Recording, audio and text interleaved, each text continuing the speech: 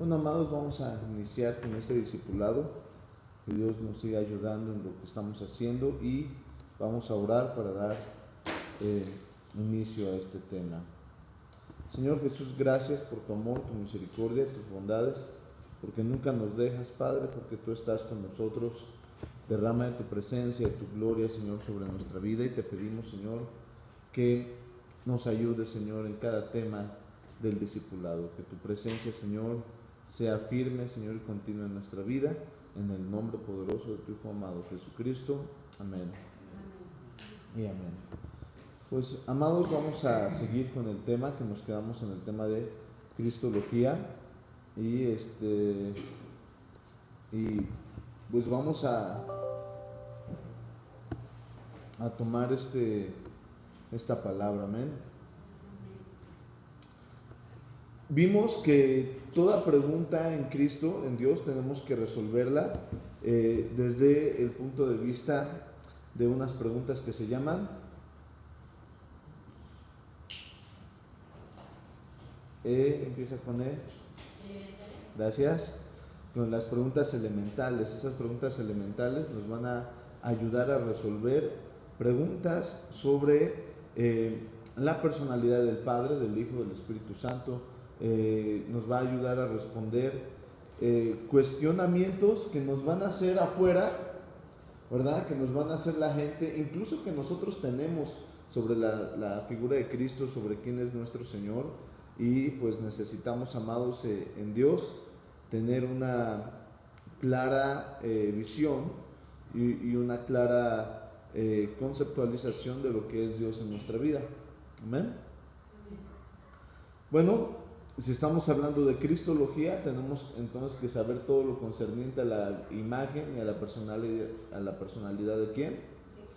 De Cristo. Ok. Bueno, en la Cristología necesitamos saber quién es Cristo. ¿Quién es Cristo, amados? Muy bien, es Dios. Y eso lo vamos a ver en dos textos. Primero en Juan, el Evangelio según San Juan, capítulo 1, versículo 1 y el versículo 41.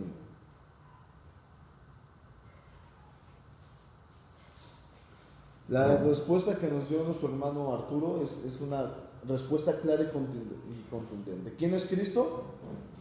Dios. Y eso resuelve muchas cosas. Sin embargo, la personalidad de Jesucristo, de Cristo en la tierra, bueno, tiene un montón de elementos que necesitamos entender y comprender. No a nivel licenciatura, no a nivel teológico, pero sí a nivel de nuestra fe, ¿verdad? Entonces, ¿qué dice Juan 1:1? Aquí el verbo se hizo carne, el verbo era con Dios y el verbo era Dios. Entonces, ¿quién es Cristo ahí? Es verbo, es la palabra de Dios, es la palabra de Dios hecha ¿qué? Carne. Y al final dice, y el verbo era. Entonces, ¿quién es Cristo? Dios. Aquí podemos aprender un montón de cosas, amados, pero eso más bien lo enseño más en portadores que en discipulado. Pero bueno, vamos a hacer un toque, ¿no? Vamos a probar un poquito de lo que es. En Génesis dice que, en Hebreos nos dice que por la fe entendemos haber sido constituida, ¿qué? El universo por la palabra de Dios. Entonces dice que por Él, está hablando de Jesús, para Él y de Él fueron hechas todas las. Entonces, si desglosamos cada pregunta o cada parte, por Él, para Él y de Él, entonces todo el universo fue creado ¿por quién? Porque por Dios, en la personalidad de ¿quién? De Cristo. Porque dice, he aquí el verbo se hizo carne, el verbo era con Dios y el verbo era Dios, ¿no? Y entonces está hablando que cuando el Padre decía, y hágase, soltaba la palabra, estaba soltando la personalidad de ¿quién? De Cristo, ¿no? El Padre, ¿no? porque Cristo es la palabra viva. El verbo se hizo carne y el verbo era Dios, y está hablando de Cristo. Entonces, cuando el Padre soltaba una palabra, estaba soltando la misión de Cristo, la personalidad de Cristo. ¿Sale? ¿Dudas, Jaime? ¿No? ¿Bien? ¿Sí?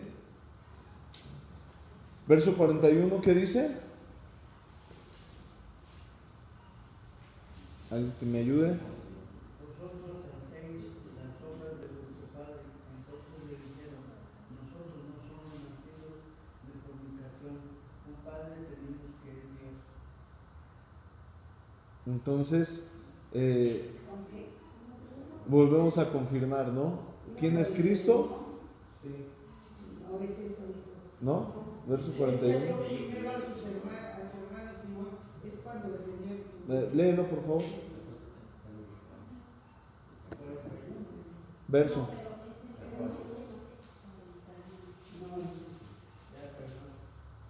¿Qué dice? Primero a su hermano Simón y le dijo: hemos hallado al Mesías, que traducido es Cristo. Ok, entonces vemos, ¿quién es Cristo? Dios. Es el verbo hecho carne y el verbo era Dios, ¿verdad? 2, ¿qué función tiene Cristo o quién también es Cristo en la tierra? Es el Mesías, es el enviado, es el ungido, ¿verdad? Príncipe de paz, y todas las características que tú encuentres de la Biblia de quién es Cristo entran dentro de esta pregunta. Pero la más importante, lo que más te debe de pesar a ti es: ¿quién es Cristo? Dios. ¿Sí? ¿Por qué fue hecha la personalidad de Cristo? Si Dios es uno, bíblicamente podemos entender 3 son los que dan testimonio en la tierra y en el cielo, ¿verdad? Y ahí vemos al Padre, al Hijo y al Espíritu Santo. Dios, siendo uno en 3 personas diferentes, 3 personalidades entendidas así bíblicamente, podemos decir, amados, que entonces, ¿para qué fue hecha la personalidad de Cristo? ¿Por qué Dios? Él pudo mantenerse como Dios Padre siempre, ¿no? O como Jehová. Él siempre se pudo haber mantenido en una misma línea. Sin embargo, Él, al ser otra personalidad de quién es Cristo, necesitamos saber por qué existe esa personalidad. Y esa la podemos responder bien, Padre, en un texto que todos deben de saberse. Juan 3:16. Por lo cual de tal manera amó Dios al mundo, que envió a su Hijo,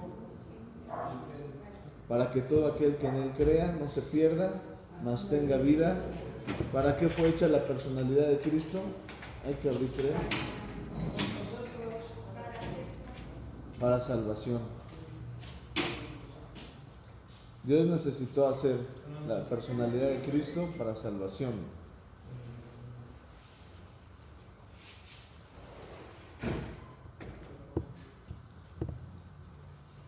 ¿Para qué fue enviado? Entonces, ¿por qué fue hecha su personalidad, no? ¿Para qué? ¿Por qué fue hecha la persona de Cristo? ¿Para?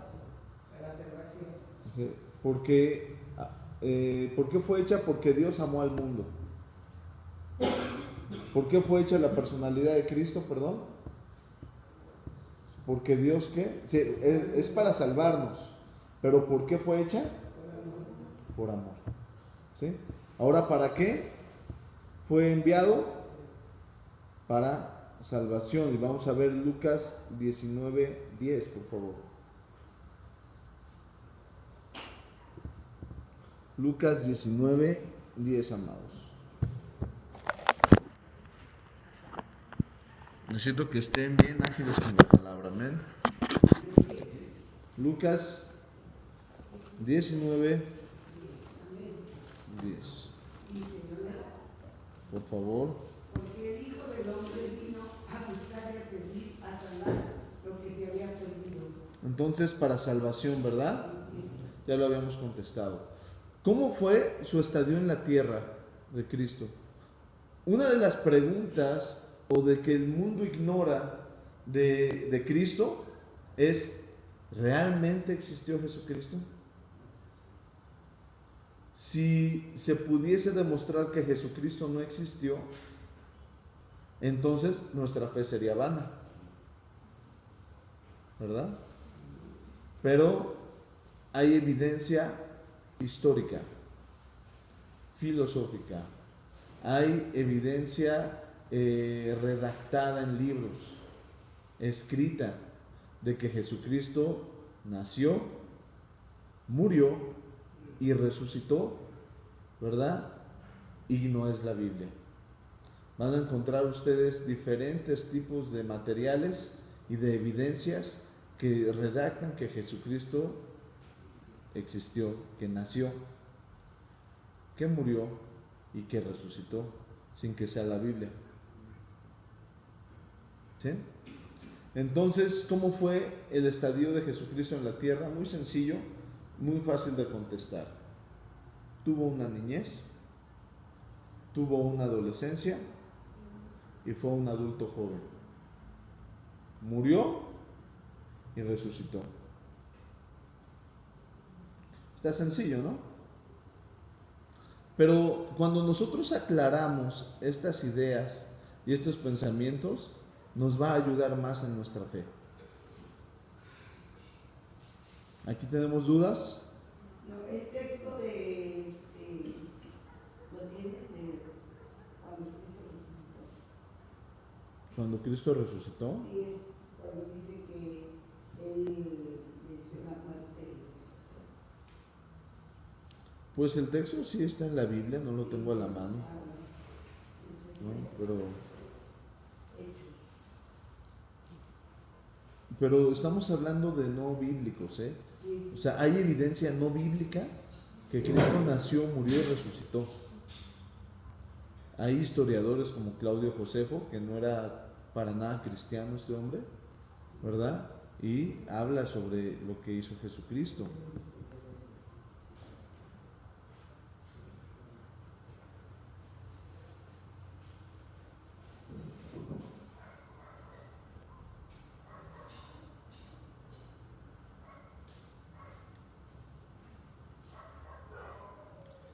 ¿Cuándo estuvo Jesucristo en la tierra?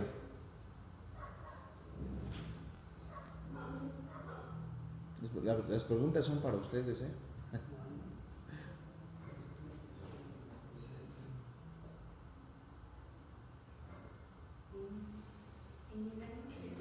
Exacto, sí, es correcto.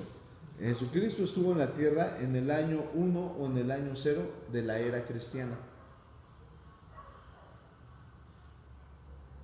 La obra de Jesucristo fue tan importante que le cambió, ¿verdad?,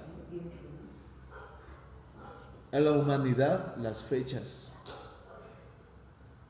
Fíjense, pensándolo como una evidencia firme,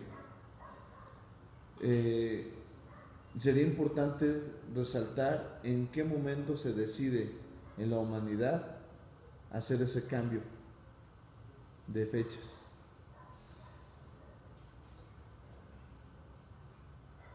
¿Cómo fue decidido? Y es una evidencia firme y clara de que Jesucristo existió. Ese parteaguas es una evidencia fuertísima de que Cristo existió. Y ustedes lo van a ver en la historia, o lo han visto, antes de Cristo, después de Cristo. De esa notación de tiempo obliga a todos a pensar en Jesucristo. Obliga al más estudioso, a cualquier historiador, lo obliga a reconocer la existencia de Cristo antes de Cristo y después de Cristo. Ese es un dato clarísimo de la existencia de Jesucristo, ¿no? ¿Dónde estuvo en la tierra?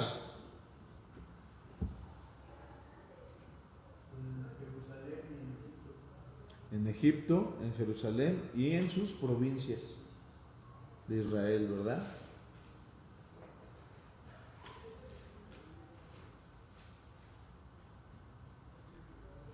¿Con quiénes estuvo en la tierra Jesucristo?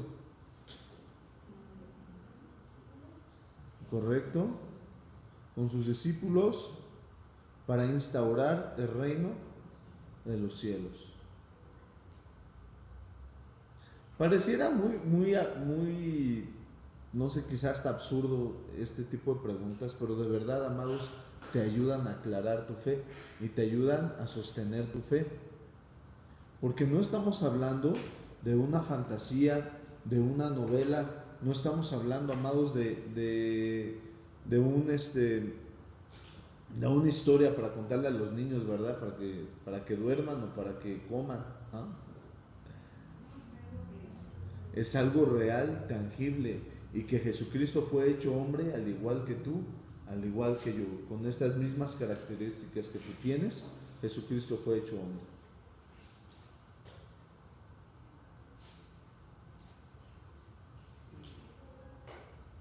¿Cuál es su trascendencia de Jesús? ¿Qué fue lo que dejó Jesús en el paso en la tierra?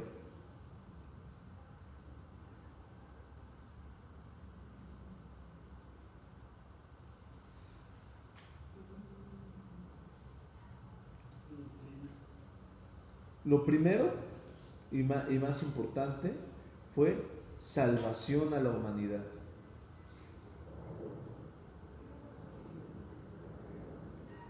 Y a todas las generaciones. Les deja como trascendencia al hombre una vida abundante.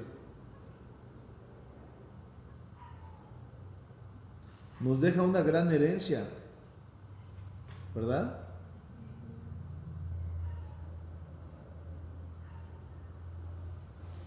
Nos permite una gran cantidad de beneficios. Eso es lo que nos deja Jesucristo. Nos enseña cómo vencer al mundo, entre muchas cosas, ¿verdad? ¿Dudas aquí?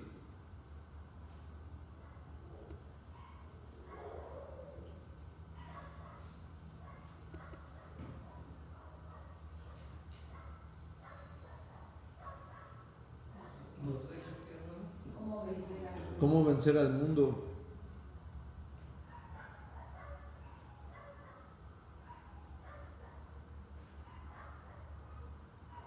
¿Dudas, amados? ¿Estamos claros? Cuando nosotros tenemos claras las respuestas elementales en nuestro entendimiento, se nos facilita seguir, obedecer y vivir el propósito de Dios.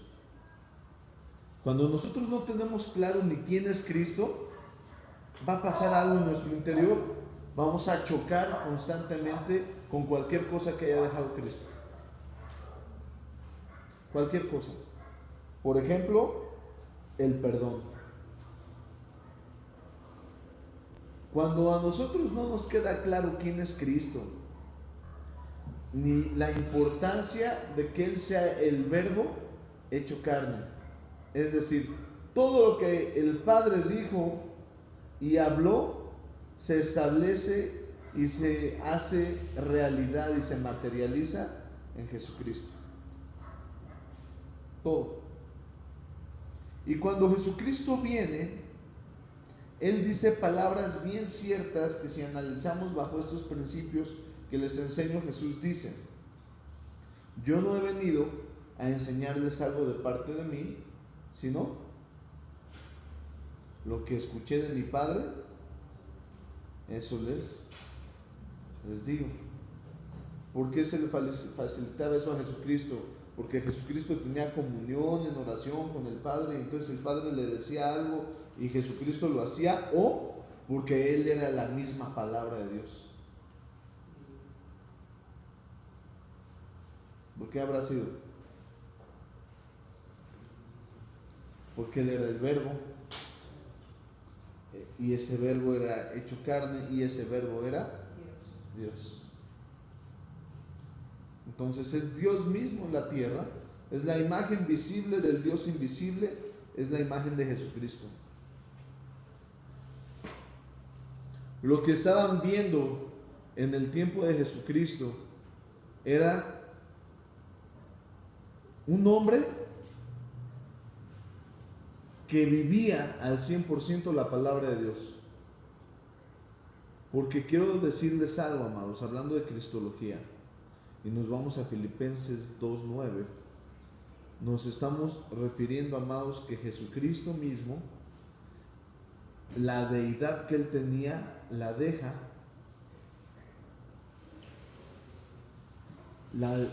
no se aferra a ella y se humilla a sí mismo y se hace semejante a quién? A los hombres.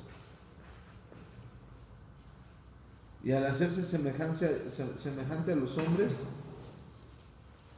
él deja su deidad, ¿verdad? ¿Sí o no? Y cuando Jesucristo deja su deidad y comienza a vivir una vida terrenal, no era Dios ni llevaba ninguna ventaja sobre el hombre. Él se hace igual a los hombres. Y Jesús deja de llevar una ventaja con los hombres. ¿Sí? Cuando vence Jesucristo, se le da un nombre que es sobre todo nombre. Y entonces, cuando nosotros buscamos a Dios, ¿a quién estamos buscando aquí en la tierra? A Cristo. Ya no buscamos al Jehová de los judíos, que además lo que acabo de decir sería, me colgaría un judío al decir Jehová, ¿verdad? No, si lo decimos como los judíos es Adoshem o Adonai. Ya no estamos buscándolo a Él, estamos buscando a Jesucristo, o buscamos al Padre, ¿verdad? ¿En nombre de quién? De Cristo. Todo lo que hacemos, sea de palabra, dice, o sea de obra, o sea alimento, hagámoslo como para Dios. Y cuando nosotros lo hacemos en la tierra, lo hacemos en el nombre de quién? De Cristo. ¿Dudas aquí, amados? Por ejemplo, entonces estamos hablando aquí de que Dios fue 100% hombre y 100% Dios. Sí, acuérdate que la personalidad de Cristo, la persona de Cristo aquí ya es donde a veces empezamos con problemas, porque entender la Trinidad es complejo. Dios siempre ha sido Dios y siempre ha llenado todo. Dios no necesita dividirse en tres dioses pequeños, si no estaríamos hablando de un politeísmo. Estamos hablando que Dios, el que llena todo en todos y por todo, y todas las cosas por medio de Él subsisten, ¿verdad? Tuvo que establecer personalidad de Él en diferentes momentos en la tierra. La personalidad de Padre y de Creador fue en todo el tiempo de la ley, que estamos hablando del Génesis hasta los Evangelios. La siguiente personalidad o la otra forma en la que el Padre quiso relacionarse con el hombre es a través de la imagen y la personalidad de ¿quién? De Cristo. Pero Jesucristo mismo dijo algo: no os dejaré huérfanos. Y entonces entra la tercera personalidad de Dios, que es a través y por medio de la gracia, a favor de ¿quién? Del Espíritu Santo, para beneficio del hombre.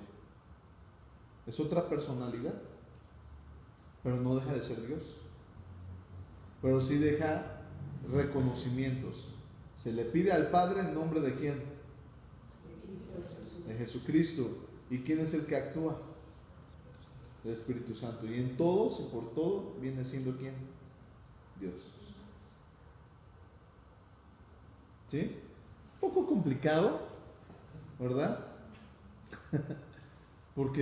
Pero nos deja rastros bien fuertes, nos dejan evidencias en la humanidad a través de los siglos bien importantes que no podemos ignorar y que no nos permiten ser ignorada.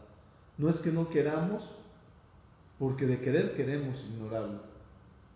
El hombre ha querido ignorar, pero no puede evitar recibir una palabra, recibir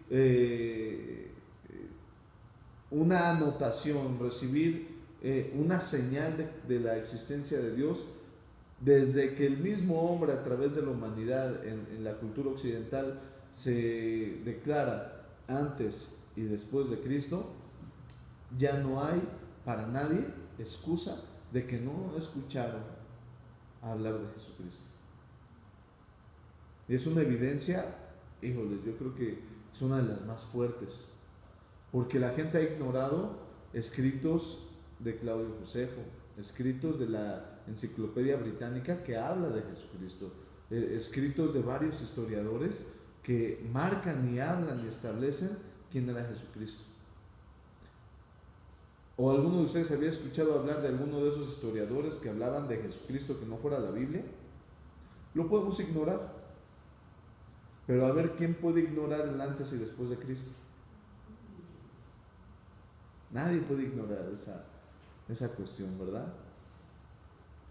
Vemos a Jesucristo, hay doctrinas teológicas, ¿verdad?, que te hablan de Jesucristo hecho hombre y el hombre hecho Dios cuando es transfigurado, pero no nos vamos a meter en esas cuestiones teológicas, porque no creo que vayan a entrar a una discusión teológica, ¿verdad?, a nivel licenciatura, doctorado, maestría teológica, ¿verdad?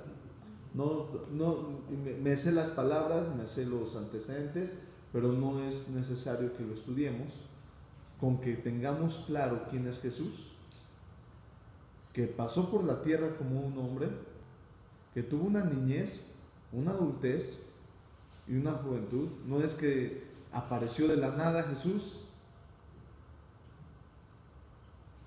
como Melquisedec. Melquisedec no se supo nada de él. Él apareció y damos en nuestra mente la idea de que fue niño, creció, ¿verdad? Pero no, aquí en Jesucristo Dios le permite nacer a través de una mujer que por nombre es Miriam. El nombre de la madre de Jesús es un nombre judío y su nombre es Miriam. Cuando dicen que María, eso es un nombre castellanizado y tiene dos diferentes significados. Miriam a María, los significados son abismales, ¿no? Desde ahí nosotros tenemos mucho material, ¿verdad? Muchísimo. ¿Cómo se llamaba la madre de Jesús? Miriam, porque Miriam es un nombre judío, María es un nombre latino. Desde ahí.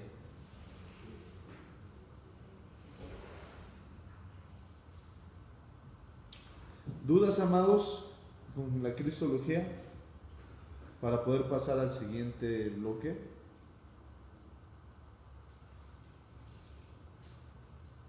¿Nadie tiene dudas? ¿No? Aquí hay que pensarle un poquito, dudas, ¿no? ¿Seguros?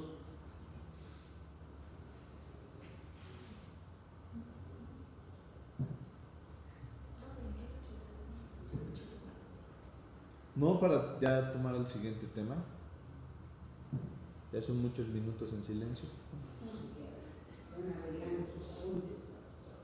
Ok. El siguiente tema, amados, el fundamento del arrepentimiento de las obras muertas. El fundamento del arrepentimiento de las obras muertas.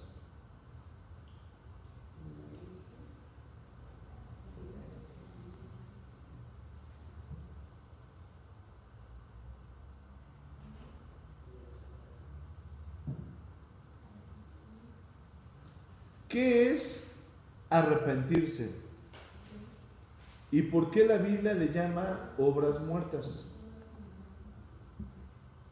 ¿Qué es arrepentirse, amados?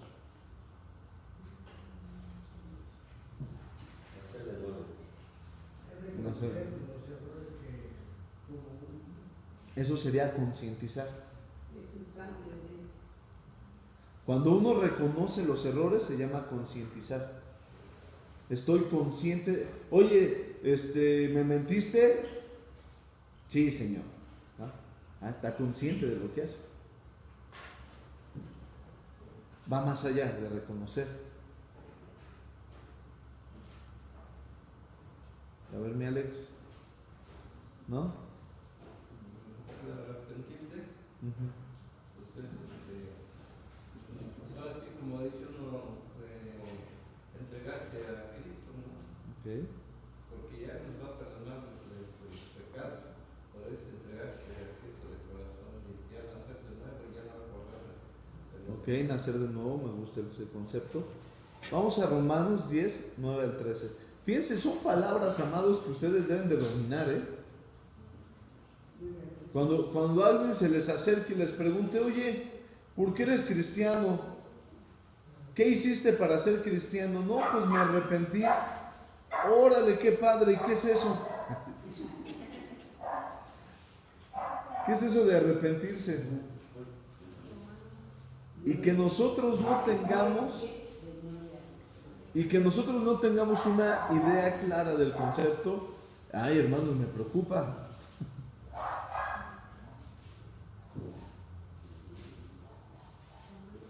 Dice Romanos 10:9 que si confesamos con nuestra boca que Jesús es el Señor y creyeres en tu corazón que Dios le levantó de los muertos, serás salvo. Porque con el corazón se cree para justicia, pero con la boca se confiesa para salvación. Porque la Escritura dice, todo aquel que en él creyere no será avergonzado. ¿Verdad? Pues la Escritura dice, todo aquel que en él creyere no será avergonzado, porque no hay diferencia entre judío o griego, pues él mismo que es el Señor de todos es rico para con todos los que le invocan, porque todo aquel que invocar el nombre del Señor será. Ok. Tenemos que tener claro el concepto de arrepentimiento, porque la Biblia te habla de él, te habla de nacer de nuevo. La Biblia te habla de varios conceptos importantes. Sin embargo, amados, es importante tener en conciencia, debemos de tener en conciencia qué es arrepentimiento. Y la Biblia dice que si nosotros nos hemos arrepentido, hemos muerto, ¿verdad?, a esa vida pasada. Y si hemos muerto esa vida, ¿cómo volveremos a pecar si ya hemos muerto esas obras?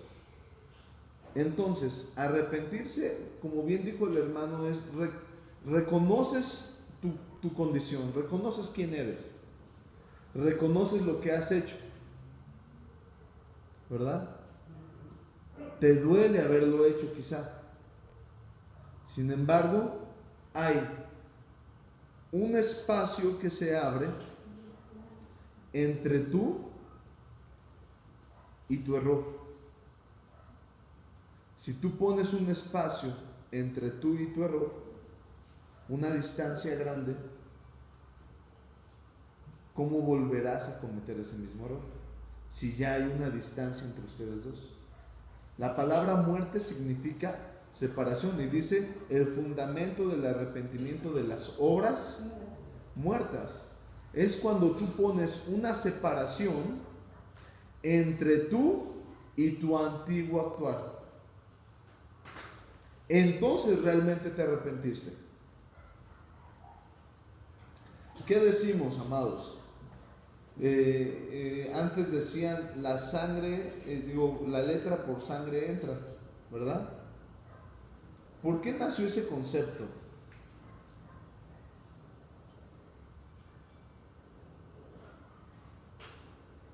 ¿Por qué se les ocurre que nació ese concepto de la sangre, la letra por sangre entra?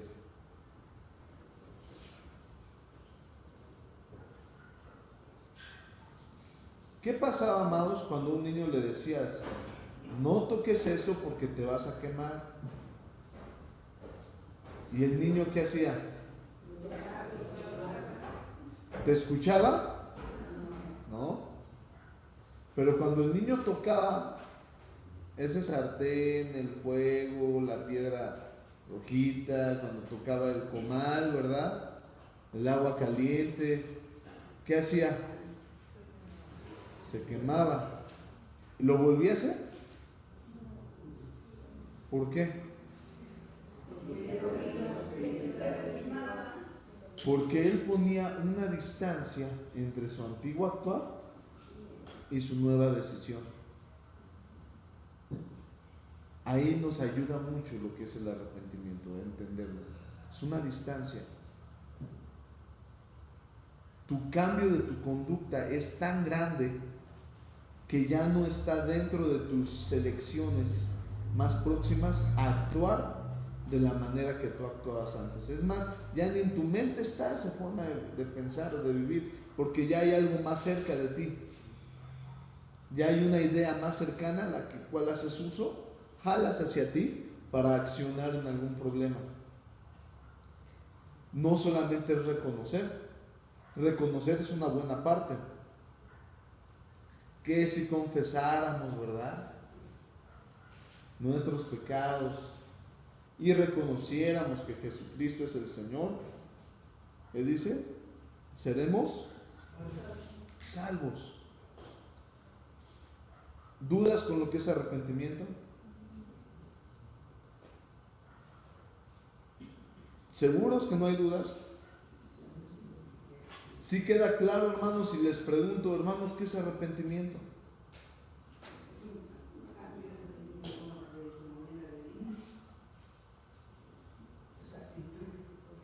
No solamente es un cambio. Tú pones una distancia, es un cambio, sí, pero no solamente es eso, que les dije. Consideré algo que dijo el hermano.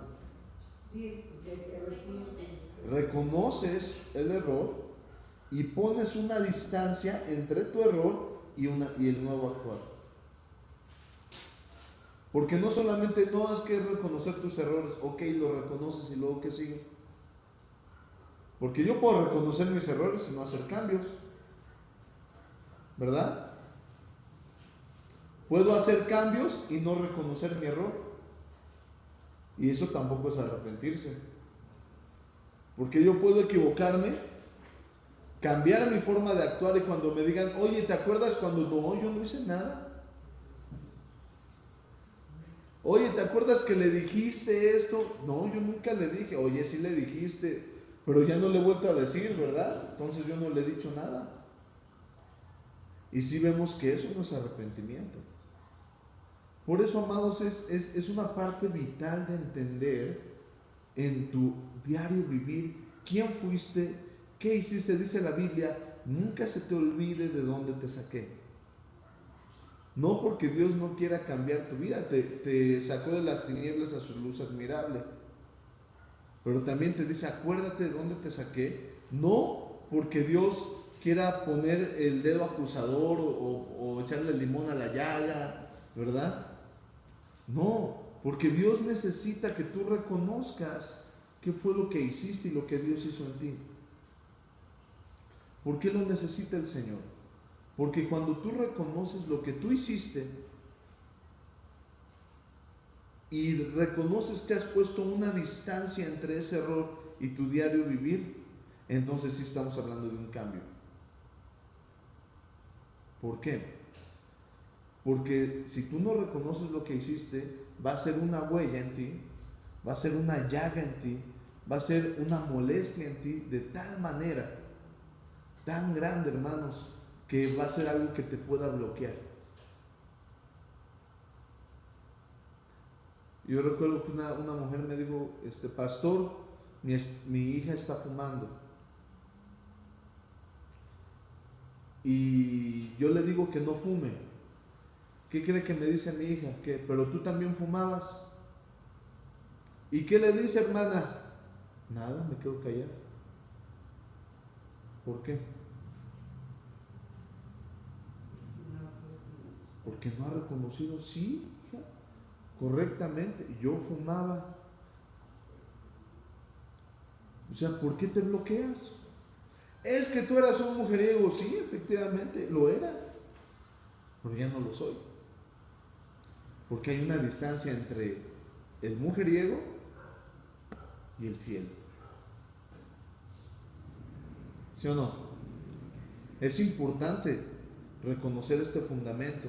Si tú no lo reconoces, te van a atacar toda la vida y te van a decir, ah, ahora eres cristiano, ¿verdad? Pero acuérdate que tú ibas a parrandas conmigo. Y tú, es que, porque ya no eres, porque eres cristiano ya no vas. ¿Cómo has cambiado, Pues sí, evidentemente cambié.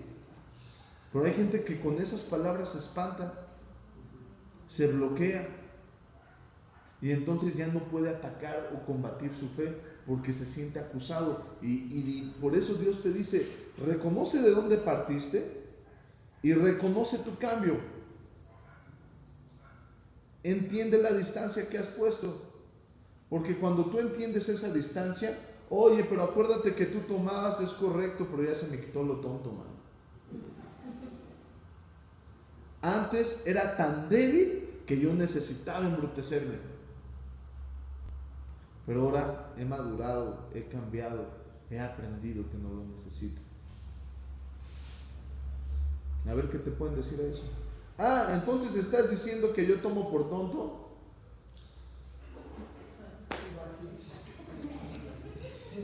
Pues sí. Y cuando tú reconoces, tienes ese fundamento bien establecido en tu vida, difícilmente vas a perder una discusión. Difícilmente. Tendría que ser la persona muy hábil y atacarte hasta que te bloquees. Pero cuando es que tú me dejaste abandonado, es verdad. Sí, te abandoné. Está equivocado. Reconozco que era torpe, reconozco que era débil, reconozco que no tenía la mentalidad que tengo ahora. Claro que sí, pero ya no soy ese joven, ya no soy esa niña, ya no soy esa mujer, ya no soy esa persona, ¿verdad? Ya no soy ese niño que abandonaba a los hijos. Ahora soy un hombre que estoy enfrentando mis errores. Eso no quiere decir que la gente, wow, entonces sí, vente ya, cambiaste. No, va a ser una lucha, va a ser un toma y daca, va a ser una fuerte confrontación con quien la tengas que tener. Pero cuando tú estás seguro de quién eres, de quién fuiste y lo que eres ahora, hay una diferencia. Hay una diferencia grande. Y esto es elemental como cultura básica y como una mentalidad fuerte, como una estructura de emociones sólida. Es necesario saber la doctrina del fundamento. ¿Qué es lo que está fundando? ¿Qué está sosteniendo tu arrepentimiento? Jesucristo, ¿verdad? Oye, ¿por qué cambiaste? Por Cristo. Entonces porque te hiciste cristiano dejaste de tomar. Pues sí, ¿no? ¿Qué tiene de malo eso? Pero cuando tú tienes claro tu fundamento, ¿qué pasa? Ya no es una línea de ataque para ti, sino es una fortaleza para tu vida. ¿Dudas aquí? ¿Sí queda claro? Ahora, dice la Biblia que si nos arrepentimos y que si confesáramos y si declaramos que Jesucristo es el Señor, seremos. ¿Qué es eso de la salvación, amados? Es que alguien nos explique, por favor. Vamos a Romanos 3:21 al 26.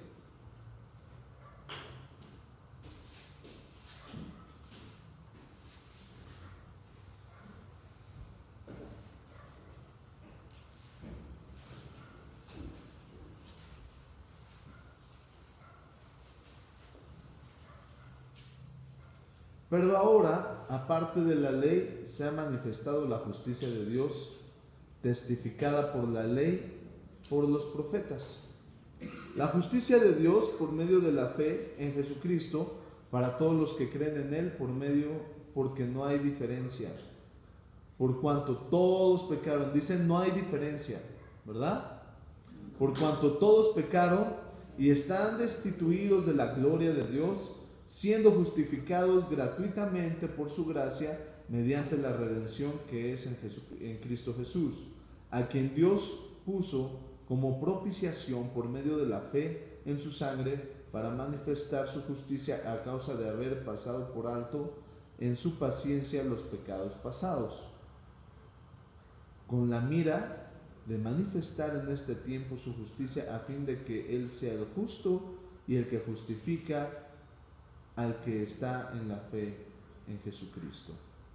Verso 25, a quien Dios puso como primero por medio de la fe en su sangre, para manifestar su justicia a causa de haber pasado ¿qué? ¿Los qué? Nuestros pecados pasados. ¿Qué es ser salvos, amados? ¿Salvos de qué? ¿Salvos de quién? Decía un hermano que tocaba en una banda. Sí, hermana, pero usted ya tomó el curso, ¿verdad?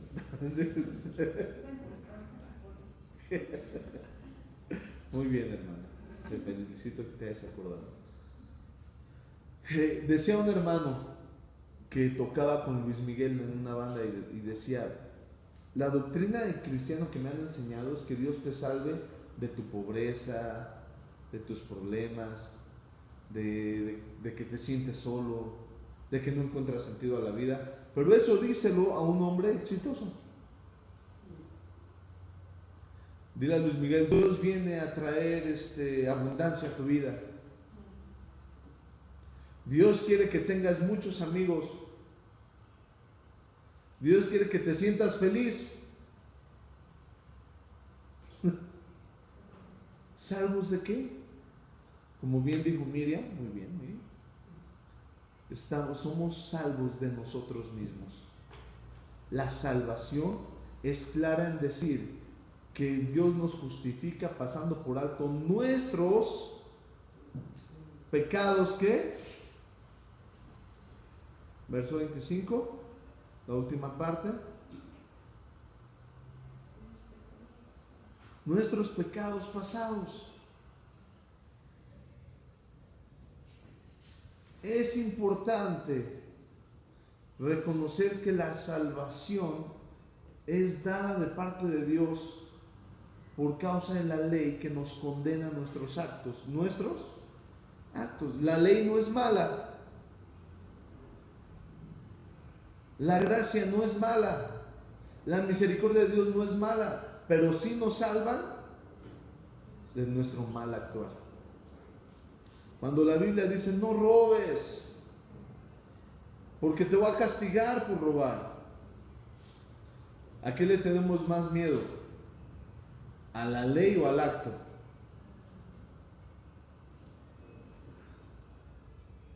¿Por qué el delincuente jura y perjura que no robó? Para no ser castigado por la ley. No porque no tienes razón, tengo que cambiar mi forma de vivir. Reconozco que mi mal actuar, reconozco que mi mala forma me está llevando a estos errores. No, yo no robé. Él no está peleado con su mal actuar, está peleado con el castigo de la ley. Y muchas veces nosotros hacemos lo mismo. Estamos peleados con la ley, con lo que declara la palabra de Dios, y entonces se hacen unas doctrinas de aquellas, ¿no?, que te dicen: no te vistas así, no hagas esto, no hagas el otro, no te comportes de cierta manera, porque le empiezas a tener temor más a la ley que a tus acciones. Por eso la Biblia te dice: el que confesare que yo soy su Señor y reconociere que morí, que resucité, que viví entre los hombres, te voy a salvar. ¿Pero de qué te salva? Por eso vienen cambios. Cuando naces en Cristo, Por eso vienen cambios firmes, cambios fuertes cuando naces en Jesús. Porque Dios empieza a trabajar no con lo que dice la ley, sino con lo que haces tú. ¿Dudas aquí, amados? La salvación es la liberación de un peligro o un sufrimiento. Salvar es liberar o proteger. La palabra contiene la idea de victoria, salud o preservación. Algunas veces la Biblia usa la palabra salvo o salvación para referirse a algo temporal, liberación física, como la liberación de Pablo en la prisión. La palabra salvación se refiere a una eterna liberación espiritual. Entonces, ¿de qué somos salvos? Amados. Por favor, gracias. Gracias por estar conmigo, hermanos. Bienvenidos a su iglesia.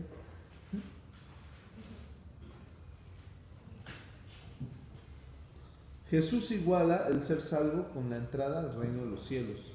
Mateo 19, 24 al 25 dice: de hecho, le resulta más fácil a un camello pasar por el ojo de una aguja que a un rico entrar en el reino de Dios. Al oír esto, los discípulos quedaron desconcertados y decían, en este caso, ¿quién podrá ser salvo?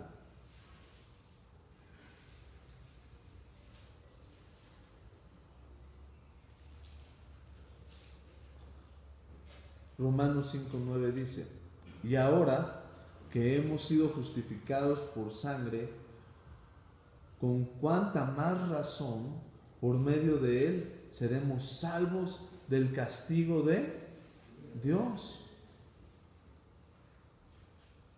Entonces, ¿qué es lo que Dios castiga? ¿La ley o nuestros actos? Entonces, ¿de quiénes somos salvos? De nosotros mismos. ¿Lo entendemos? ¿Dudas aquí? Romanos 6:23 dice: porque la paga del pecado es, mientras que la dádiva o el regalo de Dios es vida eterna en Cristo Jesús, nuestro Señor. Y vuelve a decir lo mismo. ¿Qué castiga a Dios? El actuar. No es la ley la que castiga. Tito 3:5. Él nos salvó por nuestras propias obras de justicia.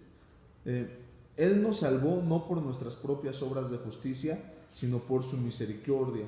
Nos salvó mediante el lavamiento de la regeneración, de la renovación por el Espíritu Santo. ¿Cuándo sabes que una persona realmente salva? Porque hay cambios. Porque hay una renovación en la mente. Es que cuando son cristianos les lavan el cerebro. No. Espérate, no se los lavan, se los cambian. Es diferente. Si hay un cambio de mentalidad, claro que sí. Ya te lavaron el coco. No, espérame. No me lo lavaron, me cambiaron el cerebro. Cuando nosotros no reconocemos el principio de arrepentimiento, no podemos entender la salvación. Porque la salvación es basada del arrepentimiento. ¿Dudas aquí, amados? Una pregunta. Sí, hermano. En el momento que recibe uno a Cristo y ya es salvo, el Espíritu Santo es automático. No. En el momento que tú recibes a Cristo, eres salvo por justificación. Cristo te justifica. De a gratis, dice, la acabamos de leer, ¿verdad? No porque hayamos hecho buenas obras, sino por tu fe en Cristo Jesús. Pero después de ese momento viene el mover del Espíritu Santo en tu vida. Llega el Espíritu Santo cuando tú puedes declarar que Jesucristo es tu Señor. En ese momento el Espíritu de Dios está en ti y viene el comienzo de la renovación. de la restauración. Ahí empieza a actuar. Es cuando vamos limpiando sus Es correcto. actos, todo. Va enfrentando, reconociendo. No puede haber salvación si no hay primero. Y el arrepentimiento es reconozco y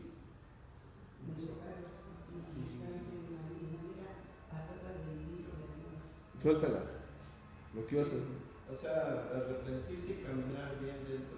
Y pon una distancia Exacto. entre yo, mi antiguo actuar y mi nuevo actuar. Exacto, sí.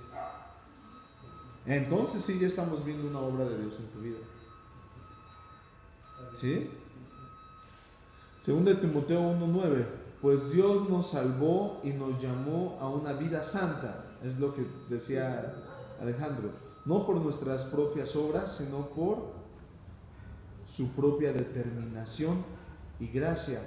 Nos concedió este favor en Cristo Jesús antes del comienzo de los tiempos. Dios determinó. ¿Se acuerdan que estamos hablando de la determinación? Dios está determinando. Dios ya determinó cambiarte. Pero si tú no quieres cambiar, la determinación de Dios va a estar chocando contigo, cambiándote. Y es cuando la gente cae en ruina, cuando la gente es echada a la pared de parte de Dios, cuando la gente es puesta en su realidad. ¿Dudas qué? ¿No? Hechos 3:19. Por tanto, para que sean borrados sus pecados, arrepiéntase y vuélvase a Dios a fin de que vengan tiempos de descanso de parte del Señor.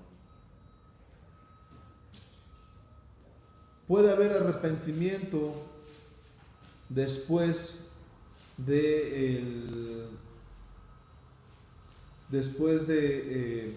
estar en Cristo, ¿sí? Porque es lo que se está buscando. Ese caminar santo, ese caminar donde empiezas a poner distancia sobre tu antiguo actuar y tu nuevo actuar. Ya estás condicionado, ya llevas una estructura en tu vida. Ahora cambiar esa estructura es difícil. Va a ser constante ese arrepentimiento, pero tienes que entender que tus pecados son borrados a fin de que te arrepientes, que reconozco y empiezo a poner ¿qué? Una distancia. Entonces sí, van a venir tiempos mejores, tiempos de descanso de parte de Dios. Ya veremos más a fondo en la próxima clase el arrepentimiento, ¿les parece? Ok. Nos va a alcanzar para ver arrepentimiento un poco y nos va a alcanzar para ver la fe en Dios. ¿Dudas, amados? ¿No? Bueno, amados, anote sus dudas y háganla llegar, que Dios me lo bendiga.